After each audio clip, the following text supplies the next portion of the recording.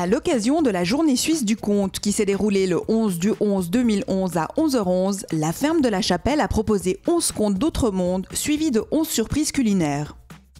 Cette journée dédiée aux contes a également été le moyen de favoriser les échanges intergénérationnels.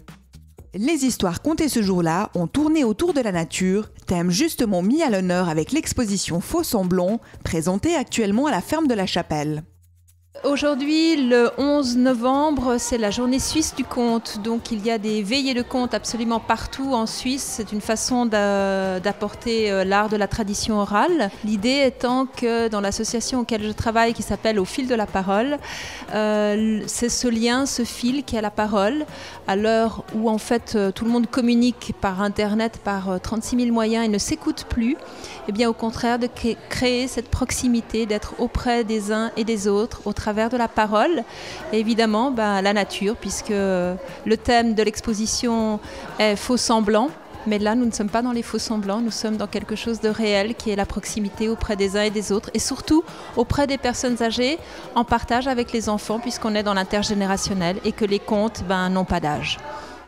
Il y a des aînés de l'association Viva, il y a des gens des EMS de Lancy et de l'EMS de Dries ici à côté parce que nous sommes très attachés à mélanger toutes les populations et une classe d'enfants.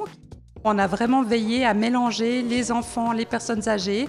Les enfants ont préparé des feuilles d'arbres qui seront collées sur une œuvre commune aussi à la fin du repas autour d'une activité de devinette auquel tout le monde sera sollicité pour participer et favoriser les échanges entre les générations.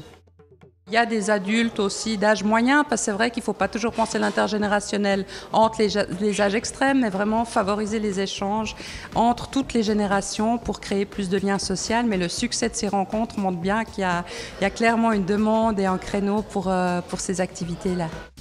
Ces contes venus d'ailleurs, parfois loufoques et toujours drôles, ont encouragé les différentes générations présentes à participer de bon cœur aux devinettes proposées par les conteuses. Cet événement est le résultat d'une collaboration qui se fait maintenant régulièrement depuis plusieurs années entre les associations Au fil de la parole, Viva et la ferme de la Chapelle. En effet, leurs objectifs réciproques étant similaires, il leur est aisé de concevoir des projets dans une dynamique commune. L'association Au fil de la parole se veut être une association justement de liens, de liants. Elle a des activités en oncohématologie auprès des enfants atteints de cancer et en fin de vie, puisque moi-même je travaille à l'hôpital cantonal à Genève en tant que conteuse par cette association. Et puis auprès des OMS, des personnes âgées, c'est vraiment le travail du lien.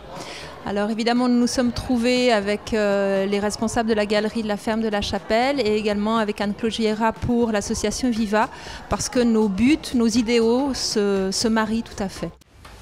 Le vieux se relève, regarde la grenouille, et puis il se penche, la ramasse et la fourre dans sa poche. Et il reprend sa route. La grenouille s'excite dans la poche. « Hé, le vieux, tu m'as pas entendu? Je te dis que je suis une belle jeune fille de 18 ans, avec des yeux bleus, des cheveux blonds. Embrasse-moi et je reprendrai ma forme humaine, voyons !» Dit le vieux. « Tu sais, vu mon âge, je trouve beaucoup plus amusant une grenouille qui parle pour me tenir compagnie. » La journée aura donc été une occasion de plus de mêler les générations dans un cadre à la fois culturel et festif. Jeunes et moins jeunes auront eu grand plaisir de prendre part aux activités proposées dans une ambiance conviviale et détendue. La prochaine veillée de contes aura lieu le 27 novembre à la ferme de la Chapelle.